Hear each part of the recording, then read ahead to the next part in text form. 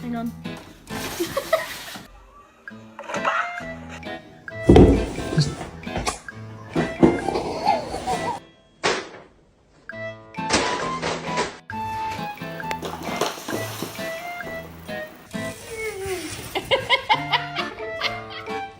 What are you doing?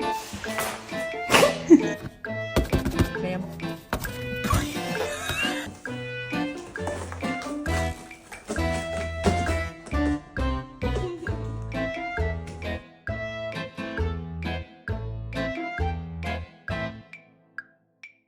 If you own cats, that you check your cardboard boxes that you're throwing out, because we almost literally threw away Iggy.